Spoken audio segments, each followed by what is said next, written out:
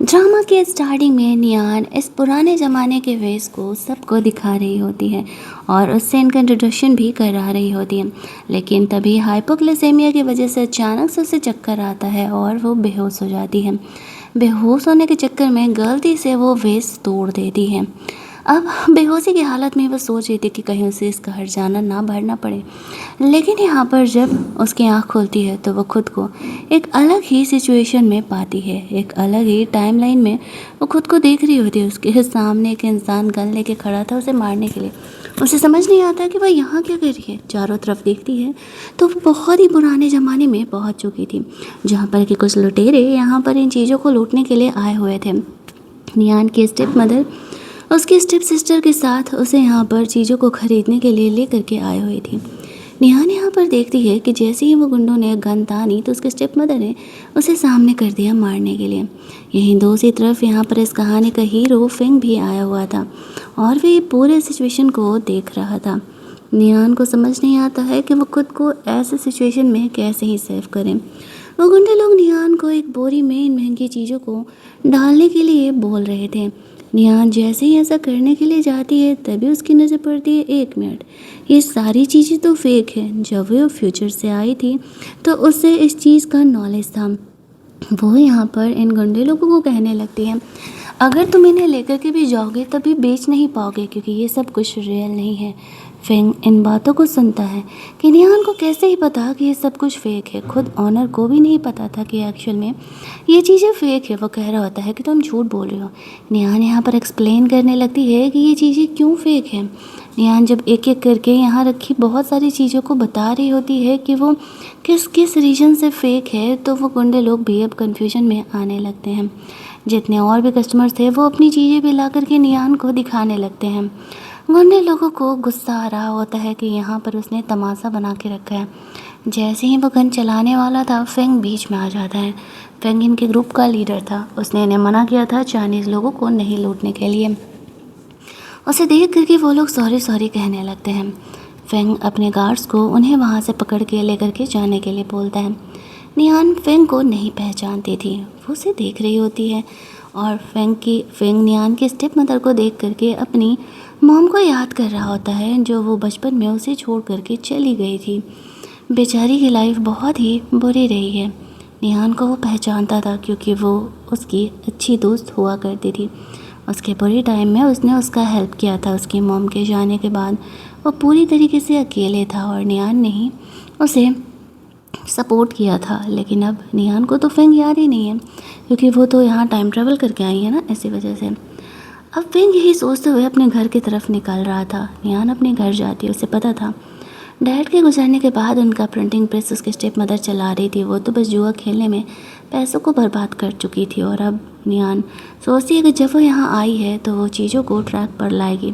वो अपने step mother से अपने डैड के प्रिंटिंग प्रेस के बारे में पूछती है। वो कहती है कि वो मैंने बेच दिया क्योंकि मेरे पास पैसे नहीं थे। निहान उसे कहती है, सच सच बता दो किसे बेचा, वरना पिछली बार जो तुमने मुझे उन गुंडों के सामने आके धक्का दिया था ना, तो यहाँ गोलियाँ बहुत ही आम बात है। चलना, अगली बार ये करने से पहले मैं भी नहीं सोचूंगी। उसकी स्टेप मदर घबरा जाती है और उसे बता देती है कि उसने उसे किसे सेल किया है।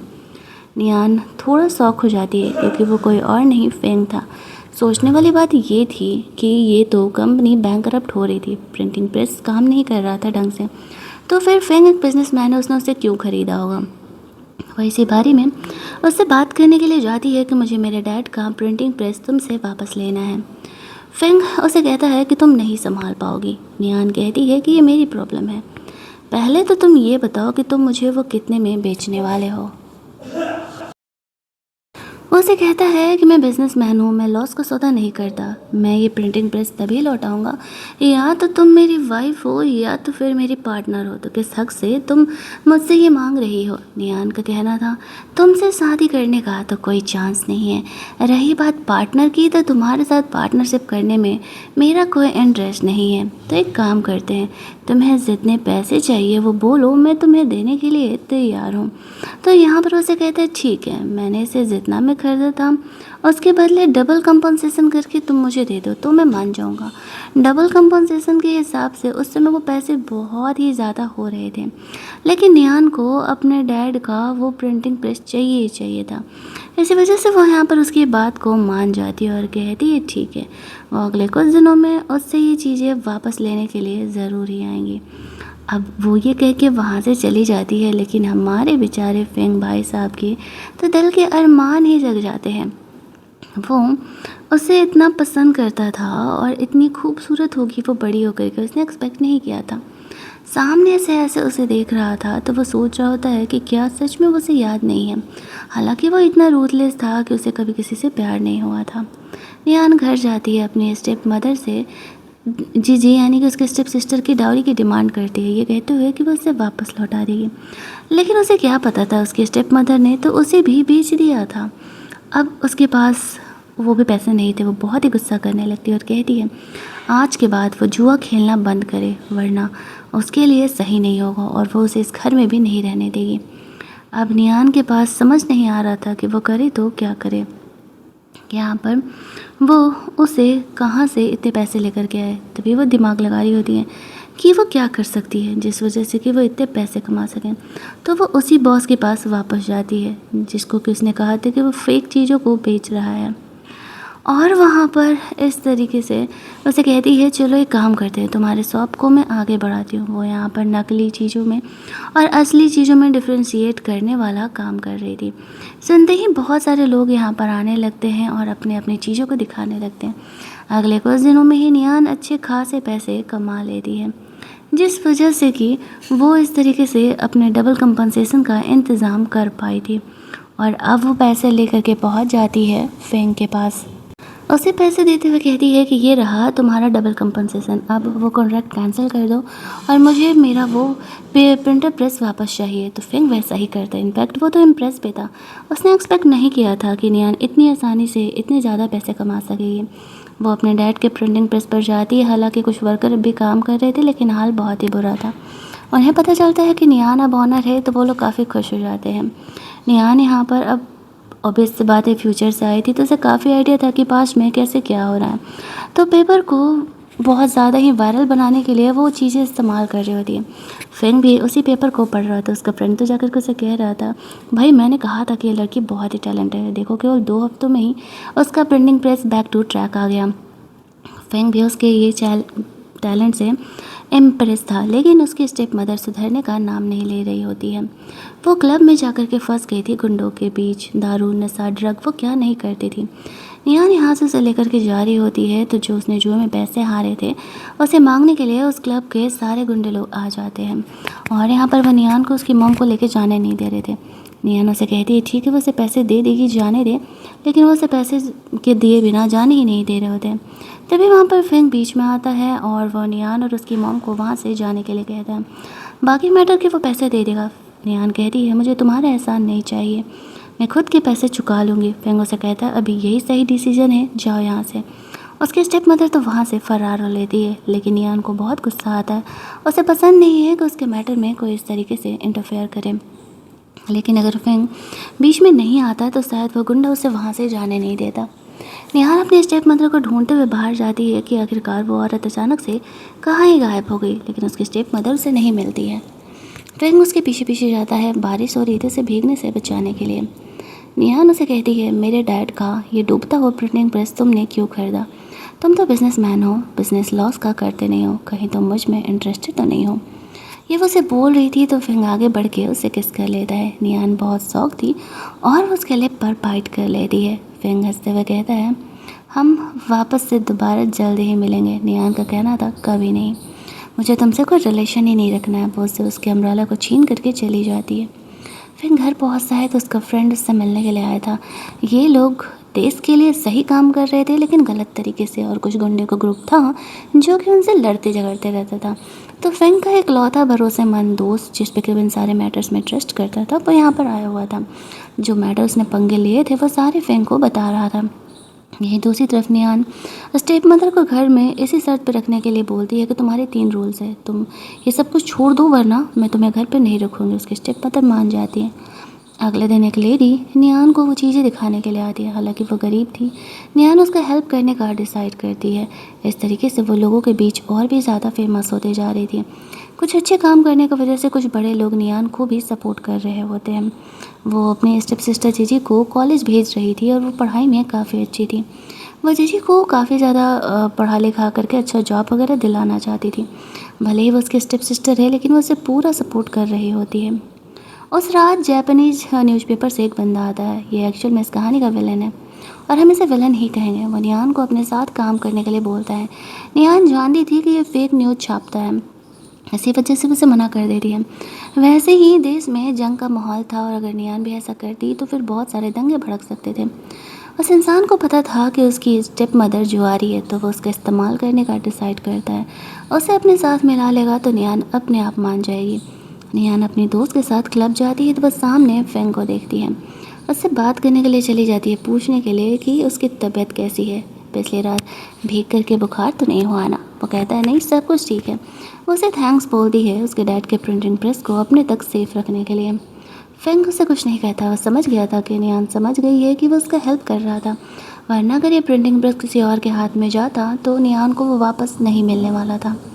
वो दोनों यहाँ पर वापस से काफ़ी क्लोज आते हैं, लेकिन तभी वही जापानीज़ बंदा यहाँ पर आ जाता है। अब अगर फेंग के साथ वो नियान को देख लेता तो नियान के पंगे बढ़ सकते थे। वो उसका फेस छुपा लेता और ख़ुद को हक करने के लिए कहता है जब तक कि वो वहाँ से जाए ना। वैसे तो वो बंदा तुरंत ही वहाँ से चला गया था, कुछ उसे इमरजेंसी आ गया था, लेकिन फेंग उसे झूठ बोलता है कि हाँ वो अभी तक गया नहीं है। अब निहान को तो यही लग रहा होता है कि वो बंदा अभी वही है, लेकिन फिर डाउट होता है इतनी देर तक तो वो रहेगा नहीं। पीछे मुड़ के देखती है तो वह जा चुका था। फिंग पर वो गुस्सा करते हुए वहाँ से चली जाती है कि वो एक परवर्ट है और वो उसका फ़ायदा उठा रहा था। फिंग हंसने लगता है। सीन शिफ्ट होता है उसकी स्टेप मदर से। वो जापानीज़ मिलने के लिए जाता है। पैसे देने के बहाने नियान और उसके प्रिंटिंग प्रेस का काफ़ी इन्फॉर्मेशन वो उससे ले रहा होता है और इसे तो सिर्फ ऐसे दारू सट्टा करने के लिए उसे पैसे चाहिए थे जो कि वो इंसान उसे दे रहा था, तो वो एक्सेप्ट कर लेती है। लेकिन नियान को डाउट हो जाता है। वो अपने स्टेप मदर को डांट लगाती है और कहती है रहने के लिए घर चाहिए तो जो मैं कह रही हूँ तुम्हें वही करना पड़ेगा, वरना मैं तुम्हें तुम्हारी बेटी दोनों को ही यहाँ से निकाल दूँगी। जी अपनी मोम को कमरे में लेकर के जाती है बंद करने के लिए। वो जानती थी कि वो गलत कर रही है। एक अमीर लेडी नियान से मिलने के लिए आती है। वो हुओ ग्रुप की लेडी थी और हुओ ग्रुप एक्चुअल में बहुत ही अमीर है, लेकिन उनके कुछ इलीगल काम है जो उनके बेटा वो किया करते। ये बात नियान को पता था। वो लेडी हुओ से मिलने के लिए उसे लेकर के जाती है। साथ ही में एक ऑक्शन पार्टी के लिए इनवाइट करने भी आई थी। ये इनविटेशन फेंग को भी मिलता है और नियान के लिए ही वहाँ पर जाता है। वो लोग कुछ ऑक्शंस को ख़रीदना चाहते थे, चीज़ों को जो कि पहले से ही उनका हुआ करता था, लेकिन फेंग उसे महंगे दामों में ख़रीद लेता है और वहाँ पर उसे नियान को हुओ के साथ देख करके जेलसी हो रहा था, क्योंकि उसे पता था कि एक तो हुओ अच्छा इंसान नहीं है, भले वह सामने से अच्छा बनता है, और दूसरा भाई वह नियान को पसंद करता है, अपनी बंदी को कैसे शेयर कर सकता है। नियान फेंग पर गुस्सा करने लगती है कि वह ऐसा क्यों कर रहा है, ये इनकी खानदानी निशानी है, क्या वह दूसरी चीज़ों को नहीं खरीद सकता। फेंग कहता है अगर इन्हें औकात है तो बोलो, मुझसे महंगे दामों में इन्हें खरीद ले, और अगर नहीं खरीद सकते हैं तो फिर चुप रहें। नियान कुछ नहीं बोलती है, हालांकि फेंग का ऐसा करने का रीज़न उसे पता नहीं था। मिस्टर हुओ के साथ नियान घर लौटती है। उसकी मम्मा से कह रही थी कि मिस्टर हुओ को तुम जानती हो तो मेरी जीजी को उससे इंट्रोड्यूस कराओ, वो काफ़ी अमीर है। और जब तक नियान उस इंसान को अच्छे तरीके से जान नहीं लेना चाहती थी तब तक वो ऐसा नहीं करना चाहती थी, बट वो तो बिल्कुल उसे ज़िद करके रखी हुई थी, तो वो ओके कह देती है। यहीं दूसरी तरफ हम लोग देखते हैं कि फेंग एक्चुअल में उन चीज़ों को इसलिए करता था क्योंकि वो फेक थी। अगर कोई और लेकर के जाता तो उसे फेक मिलता, बट इसकी वजह से उन्हें वो चीज़ें रियल मिले थी। चाइना के म्यूजियम में वो उन्हें रखवा देता है। नियान का बड़े लोगों के साथ उठना बैठना हो गया था। वो उसे अपने फ्रेंड ग्रुप में लेकर के जाता है। धीरे धीरे नियान काफ़ी फेमस हो रही थी, लोगों की असली और नकली चीज़ों को पता कर करके। वो भी उसके साथ इसीलिए बिजनेस डीलिंग करना चाहता था। वहाँ पर उसे फेंग के इरादों के बारे में पता चलता है। घर जाने पर उसकी मॉम गुस्सा कर रही थी कि क्या वो मिस्टर हुओ को अपने लिए पटाना चाहती है। नियान कहती है ऐसा नहीं है, वो जीजी के लिए सही नहीं है, लेकिन उसकी मॉम उसकी इंटेंशंस को समझ नहीं पाती है। उसे ऐसा लगता है कि नियान झूठ बोल रही है और वो खुद हुओ से शादी करना चाहती है। अगले दिन वो फेंग से मिलने के लिए जाती है। कहती है, मुझे पता चला कि एक्चुअल में तुमने उन चीज़ों को क्यों खरीदा था। थैंक्स उस फैमिली को बचाने के लिए इस झूठ से। और मैं तुम्हें थैंक्स बोलने के लिए अपने प्रिंटिंग प्रेस के कुछ शेयर्स लेकर के आई हुई हूँ। हालांकि फेंग लेना नहीं चाहता था, लेकिन उसका फ्रेंड ले लेता है क्योंकि एक्चुअल में उनकी टीम को थोड़ी पैसों की ज़रूरत तो थी, मतलब उनके नहीं, उनकी टीम के लोगों को, तो वो उन्हें ही वो दे देना चाहता था। निहान उसके साथ मिल करके काम करने के लिए तैयार हो जाती है। इनफैक्ट उससे काफ़ी बन रही होती है और दोनों काफ़ी देर तक बात करते हैं। लेट नाइट निहान वहीं रुक करके काम कर रही होती है जहाँ पर कि फेंग उसका ख्याल भी रख रहा था। दोनों काफ़ी एक दूसरे से क्लोज भी हो चुके थे और यहाँ पर वो इस रोमांस को समझ नहीं पा रही होती है। फेंग नियान का ख्याल रख रहा था, उसे फ्रूट कट करके दे रहा होता है ताकि वो खा सके, और जब वो सो जाती है तो उठा के लेकर के जा रहा था। तभी उसकी नींद खुल जाती है और वो वापस से काम में लग जाती है। रात से सुबह हो जाता है। ये काम उनके लिए बहुत ही ज़्यादा वाला इम्पोर्टेंट था। जितनी जल्दी हो सके उन चीज़ों को उन्हें पूरा करना था। यहीं दूसरी तरफ हम लोग देखते हैं कि वो उसे कहता है कि कल मैं तुम्हें रेस्टोरेंट में मिलूँगा, मुझसे मिलना ज़रूर, बहुत ज़्यादा ही इम्पोर्टेंट है। निहान को ऐसा लग रहा था कि शायद वो उसे कन्फेस करने वाला है, तो वो ये बात मान जाती है और एक्शन में वो उसे कन्फेस ही करने वाला था। लेकिन जैसे ही वो रेडी होकर निकल रहा था, उसे पता चलता है कि उसका मिलिट्री में एडमिशन हो गया है। अब वो जाएगा तो कब लौटेगा इस बात की कोई गारंटी नहीं थी। इसी वजह से वो डिसाइड करता है कि वो ये बात निहान को नहीं बताएगा, उसे कन्फेस नहीं करेगा कि वो उसे पसंद करता है। और जब रेडी होकर के निहान आती है तो वो उसका मजाक उड़ा देता है, ये कहते हुए कि इतना सज धज के आने की क्या ही ज़रूरत थी। वो काफ़ी गुस्सा जाती है और गुस्सा के वहाँ से चली जाती है, ये सोचते हुए कि वो उसके साथ ऐसा बिहेवियर कैसे कर सकता है। लेकिन उस बेचारी के टूटते दिल का दर्द उसे नहीं पता था। फेंग घर जाकर के ड्रिंक करने लगता है। उसका फ्रेंड उसे कहता है कि यही करना था तो उसे सच बता देते ना, इसके बाद अगर ब्रेकअप होता तो बात अलग था। लेकिन फेंग उसे अपने चक्कर में फंसा करके रखना नहीं चाह रहा था, जहाँ पर कि वो चाह रहा था कि वो अपनी लाइफ में आगे मूव ऑन करे। घर जाकर के खुद नियान भी रोने लगती। उसने एक्सपेक्ट नहीं किया था कि वो एक लड़के के चक्कर में ऐसे रोना धोना करेगी, लेकिन कोई वो उसे खुद को कंट्रोल नहीं कर पा रही होती है। यहीं दूसरी तरफ हम लोग देखते हैं खुद फेंग का भी हालत ख़राब था। वो ड्रिंक वगैरह कर रहा होता है। उसके दोस्त उसे समझा करके थक ही चुके थे। दूसरी तरफ निहान अब अपने काम में खुद को बिजी कर लेती है। अगले दिन फेंग उससे मिलने के लिए आता है। वो ऐसे रिएक्ट करती है जैसे कि उसे कुछ फ़र्क ही नहीं पड़ रहा। ये लोग अपना काम कर ही रहे थे कि तभी वहाँ पर वो जापानीज़ गाय आ जाता है, क्योंकि एक्चुअल में जो है उसकी स्टेप मदर ने जा कर के उसे निहान के ख़िलाफ़ काफ़ी सारी चीज़ें बता दी थी और वो पैसे एक्सेप्ट कर लेती है। वो यहाँ पर आकर के कहता है कि निहान यहाँ पर इलीगल तरीके से प्रिंटिंग कर रही है। पुलिस वगैरह को लेकर गया था। जब तक निहान यहाँ पर खुद को सही प्रूफ नहीं कर लेती तब तक यहाँ पर वो कुछ भी कर नहीं सकती थी। इसी वजह से यहाँ पर उसे पुलिस स्टेशन तो जाना ही पड़ता है। फेंग इसके बीच में नहीं पड़ता है, क्योंकि अगर इस जापानीज़ गाय को पता चल गया कि वो उसका सपोर्ट कर रहा है तो वह नियान के लिए और ज़्यादा ही मुश्किलें खड़ा करेगा। लेकिन वह इनडायरेक्टली नियान का हेल्प कर रहा था। एक बार को तो उसे गुस्सा इतना आता है कि वो जाकर के सीधे से मार दे, लेकिन उसका फ्रेंड उसे काम डाउन करता है। इधर बहुत सारा इंटरोगेशन निहान का चलता है और फेंग के प्रेशर की वजह से निहान को जाने दिया जाता है, क्योंकि एक्शन में उसने कोई गलती नहीं किया था। जापानीज़ बॉय को उसे जाने का बिल्कुल भी मन नहीं था, क्योंकि वो निहान को रास्ते से हटाना चाह रहा था अब उसका प्रिंटिंग प्रेस हथियाने के लिए। लेकिन जब निहान वहाँ से निकलती है, उसकी तबीयत ख़राब थी, वो उसे लेने के लिए आया था। उसे ऐसा लगता है कि शायद वो उसे बचा करके लेके जा रहा है। वो उसके साथ जा रही होती है। फेंग उसे सिर्फ जाते हुए देख पाता है, कुछ कर नहीं सकता था। 2-3 दिन और बीत जाते हैं। जे आकर के फेंग को कह दी है कि मेरी सिस्टर को बुखार है और वो हॉस्पिटल भी नहीं जा रही है, तुम ही सिर्फ उसे हॉस्पिटल लेकर के जा सकते हो।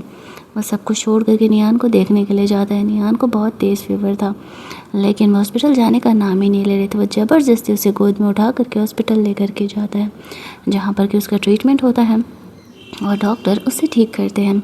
जब तक निहान को होश नहीं आ जाता तब तक फेंग उसके साथ ही रहता है और निहान से प्यार करता था। लेकिन मजबूरियों की वजह से उसे ये बात कन्फेस नहीं कर सकता था, क्योंकि अगर वो छोड़ करके चला गया तो फिर वापस से निहान अकेली रह जाएगी। इसने ये सब कुछ झेला था। ये देख करके फेंग को निहान के लिए काफ़ी बुरा लगने लगता है।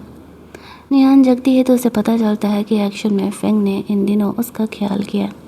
वो समझ जाती है कि वो उससे प्यार करती है। घर जा कर के वो अपनी मॉम को डांट लगाती है और कहती है तुम्हें क्या लगता है वो जापानीज गाय अच्छा है, तुम्हें पैसे दे कर के बहुत सही काम कर रहा है।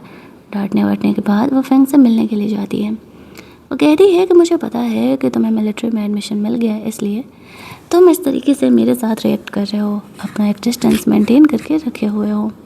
फेंग उसे कहता है हाँ मिलिट्री में मुझे जाना है, लेकिन ऐसा डिस्टेंस का कोई कनेक्शन नहीं है। निहान कहती है अच्छा तो फिर जब मुझे फीवर था तो तुम मेरा ख्याल क्यों कर रहे थे, अगर तुम मुझसे प्यार नहीं करते तो। फेंग उसे कुछ नहीं कहता है। इधर दूसरी तरफ इन दोनों ग्रुप के बीच में लड़ाई हो जाती है। फेंग और उसके फ्रेंड उन जापानीज गाय से लड़ रहे थे। चीज़ें थोड़ी मुश्किल थी दोनों के लिए, लेकिन फेंग जैसे तैसे करके सिचुएशन को अपने फ़ायदे के लिए संभाल ही लेता है। नियान को पता चलता है कि ग्रुप की लड़ाई में बहुत सारे लोग इंजर्ड हो गए। उसे डर था कि कहीं उनमें से एक फेंग भी तो नहीं है। वो उसके घर जाती है, कोई गेट खोल ही नहीं रहा था। वो बहुत रोने लगती है। उसे ऐसा लगता है कि शायद उसने फेंग को खो दिया। तभी फेंग उसके सामने आता है। वो सही सलामत था। नियान उसे देख करके उसे हक कर लेती है। उसे किस करते हुए कहती है कि मैं तुमसे बहुत प्यार करती हूँ, मुझे लगा कि शायद मैंने तुम्हें खो दिया। दोनों रोमांस करने के लिए आगे बढ़ते हैं। फिंग उसे रोकते हुए कहता है कि कहीं तुम इमोशन में आकर के तो ये डिसीजन नहीं ले रही। नियान कहती है कि नहीं, कि मैं तुमसे बहुत प्यार करती हूँ। और फाइनली वो दोनों यहाँ पर इंटीमेट होते हैं, जहाँ पर कि फेंग खुश था कि फाइनली अब उसका प्यार उसके साथ है। लेकिन अगली सुबह वो जगती है तो देखता है कि नियान हो के साथ डांस पार्टी में गई हुई है। वैसे तो यहाँ पर कुछ बिजनेस का इन्फॉर्मेशन निकालने के लिए हो से गई थी, लेकिन ये बात उसने फेंग को बताई नहीं थी। और दोनों पब्लिक में ऐसे इतने क्लोज हो रहे थे तो सबको लग रहा था वो दोनों कपल है। जब नियान घर आती है तो फेंग उस पर काफ़ी गुस्सा था। वो उसे कहता है वो तुम्हें क्या दे रहा है, बहुत सारा पैसा या बहुत सारा प्यार। निहान उसे कहती है तुम्हें ज़रूरी है इतना रूडली बात करना, तुम बहुत ही बुरा बोलते हो, तुम्हें किसी ने बोला है। वो कहता हाँ, एक इंसान ने बोला था और अब वो इस दुनिया में नहीं है। एक्चुअल में वो फेंग का भाई था। वो उसका सपना पूरा करने के लिए ही मिलिट्री में गया हुआ था। निहान उसे बताती है कि एक्चुअल में वो हुओ के साथ क्यों है। अब फेंग को जेलस हो रहा था, लेकिन वो निहान के डिसीजन को मना नहीं कर सकता था। वो उसके थ्रू और भी कुछ बड़े लोगों से मिलती हैं, जिनमें से कि कुछ अच्छे और कुछ बुरे भी थे। निहान ये बात अच्छे से जानती थी। वो उनके बीच घुस करके उनसे इन्फॉर्मेशन निकालना चाहती थी, जिससे इसकी कंट्री को थोड़ा हेल्प हो सके। थोड़ा ड्रंक होकर के वो फेंग के पास वापस लौटती है और आज जो कुछ हुआ वो सब कुछ बताती है। फेंग को नियान के साथ काम करना अच्छा तो लगता था, लेकिन वो बहुत रिस्की था। इधर जापानीज गाय अब भी हार नहीं माना हुआ था और वो अलग ही फेंग और नियान के पीछे पड़ा था। नियान की जो स्टेप सिस्टर थी जीजी, उसे उसकी मॉम उसे भड़का रही होती है नियान के खिलाफ। लेकिन जीजी समझदार थी और कहती कि मॉम तुम गलत कर रही हो, तुम्हें ऐसा नहीं करना चाहिए, हमारी बहन हमारे लिए इतना कुछ कर रही हो और तुम क्राइम कर रही हो। वो नियान का सपोर्ट करने का डिसाइड करती है।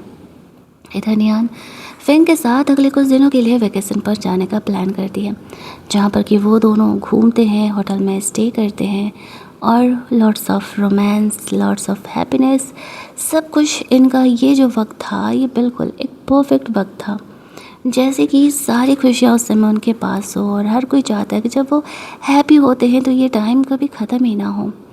फेंग और नियान अगले कुछ दिनों तक वहीं पर रहते हैं, अपने सारे प्रॉब्लम्स से दूर। फेंग अपने दोस्तों को नियान से मिलाने के लिए बुलाता है, जिनसे मिल करके नियान बहुत ही खुश होती है।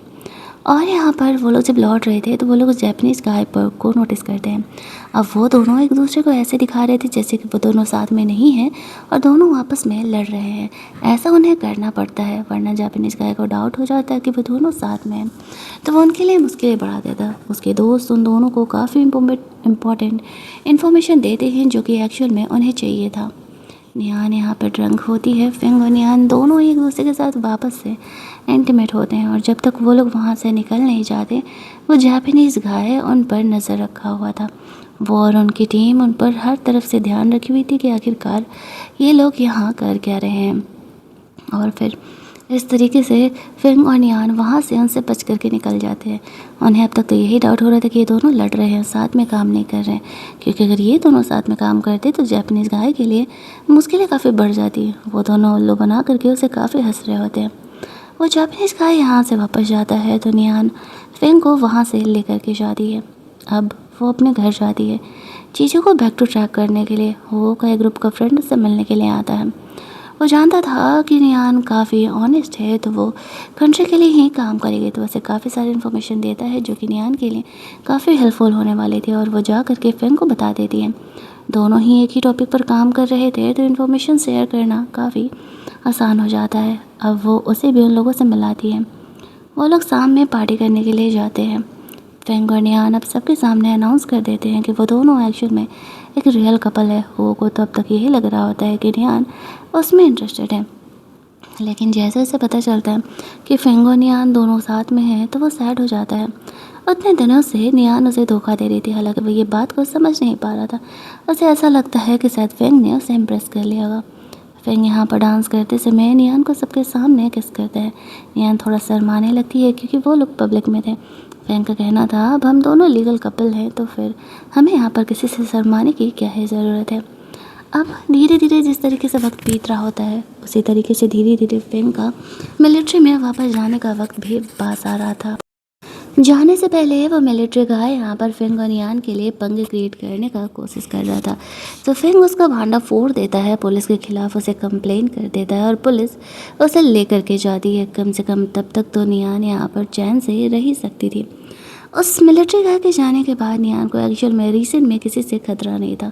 कुछ दिनों के लिए कम से कम फेंग शांति से वहाँ पर अपना काम कर सकता था, और फिर वो इन सब को छोड़ करके वहाँ से निकल रहा होता है। नियान उसे छोड़ने के लिए जाती है, क्योंकि अब वो लास्ट टाइम यहाँ से निकल रहा था, तो ऑब्वियस सी बात है उसे छोड़ने के लिए तो जाना ही था। काफ़ी वो इमोशनल हो जाती है, और उसे जाने देने का मन नहीं था। वो कहता है, मैं कोशिश करूँगा जितनी जल्दी हो सके वहाँ से लौटने का, लेकिन वो जानती थी कि वो वापस नहीं आ पाएगा। शायद पूरी ज़िंदगी उसे उसका इंतज़ार ही करना पड़ेगा। फेंग जा चुका था। नियान घर आती है, वो बहुत ही रोती है। धीरे धीरे वक्त बीतता है और सिर्फ बीतते ही जाता है। दोनों अलग कंट्री में अपनी ज़िंदगी अकेले बिता रहे थे, एक दूसरे की यादों में। एक दिन नियान अपना काम करते करते उस फेक वेस को तोड़ देती है, और उस वेस के टूटते ही नियान वापस से इस कहानी के शुरुआत में पहुंच जाती है। यानी इस कहानी का कोई एंडिंग नहीं था, वो इस लूप में फंस गई थी। लेकिन हाँ, वो सोचती है कि जब वो वापस से यहाँ आई है, तो इस बार वो फेंग के साथ अपनी लव स्टोरी थोड़ी जल्दी शुरू करेगी। फेंग से टकराती है तो वो खुद को उसके ऊपर ऐसे गिरा देती है, और उनके बीच रोमांटिक मोमेंट क्रिएट होता है। हमारी स्टोरी को यहीं एंड कर दिया जाता है, मतलब कि ये कहानी अब लूप में ही चलेगी। कहानी अच्छी लगी होगी तो वीडियो को लाइक और शेयर करना मत भूलना। चैनल को सब्सक्राइब कर लेना। जल्दी से मिलते हैं हम लोग एक और मस्त वाली कहानी के हिंदी एक्सप्लेनेशन में।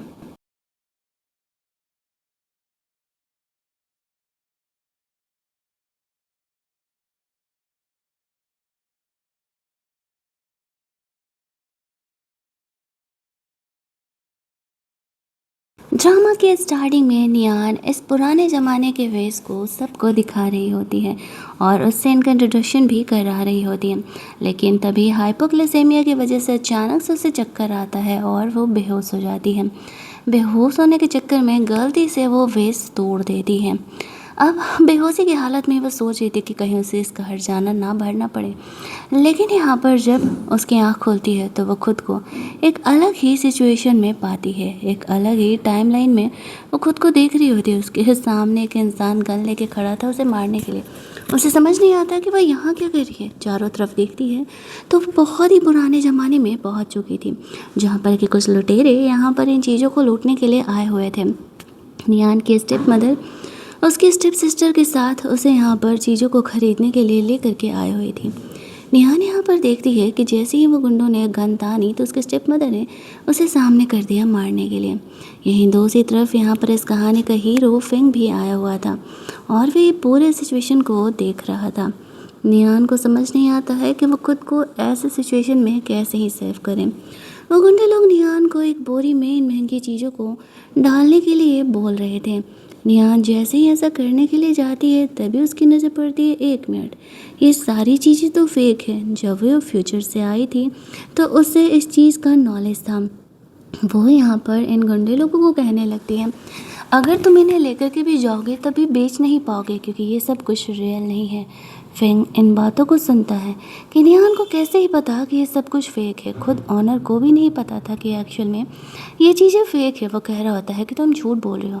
निहान यहाँ पर एक्सप्लेन करने लगती है कि ये चीज़ें क्यों फेक है। निहान जब एक एक करके यहाँ रखी बहुत सारी चीज़ों को बता रही होती है कि वो किस किस रीजन से फेक है, तो वो गुंडे लोग भी अब कन्फ्यूजन में आने लगते हैं। जितने और भी कस्टमर थे वो अपनी चीज़ें भी ला करके निहान को दिखाने लगते हैं। गुंडे लोगों को गुस्सा आ रहा होता है कि यहाँ पर उसने तमाशा बना के रखा है। जैसे ही वो गन चलाने वाला था, फेंग बीच में आ जाता है। फेंग इनके ग्रुप का लीडर था। उसने इन्हें मना किया था चाइनीज़ लोगों को नहीं लूटने के लिए। उसे देख करके वो लोग सॉरी सॉरी कहने लगते हैं। फेंग अपने गार्ड्स को उन्हें वहाँ से पकड़ के लेकर के जाने के लिए बोलता है। निहान फेंग को नहीं पहचानती थी। वो उसे देख रही होती है और फेंग निहान की स्टेप मदर को देख करके अपनी मॉम को याद कर रहा होता है, जो वो बचपन में उसे छोड़ करके चली गई थी। बेचारी की लाइफ बहुत ही बुरी रही है। निहान को वो पहचानता था क्योंकि वो उसकी अच्छी दोस्त हुआ करती थी।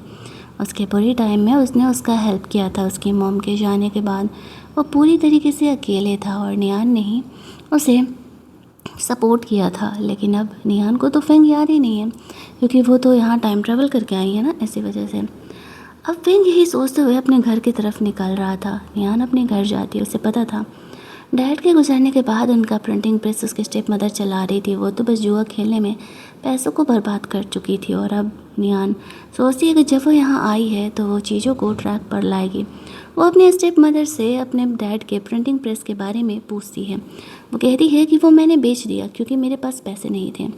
निहान उसे कहती है, सच सच बता दो किसे बेचा, वरना पिछली बार जो तुमने मुझे उन गुंडों के सामने आके धक्का दिया था ना, तो यहाँ गोलियाँ बहुत ही आम बात है। चलना, अगली बार ये करने से पहले मैं भी नहीं सोचूंगी। उसकी स्टेप मदर घबरा जाती है और उसे बता देती है कि उसने उसे किसे सेल किया है। नियान थोड़ा शॉक हो जाती है क्योंकि वो कोई और नहीं फेंग था। सोचने वाली बात ये थी कि ये तो कंपनी बैंकरप्ट हो रही थी, प्रिंटिंग प्रेस काम नहीं कर रहा था ढंग से, तो फिर फेंग एक बिजनेसमैन है, उसने उसे क्यों ख़रीदा होगा। वो इसी बारे में उससे बात करने के लिए जाती है कि मुझे मेरे डैड का प्रिंटिंग प्रेस तुमसे वापस लेना है। फेंग उसे कहता है कि तुम नहीं संभाल पाओगी। नियान कहती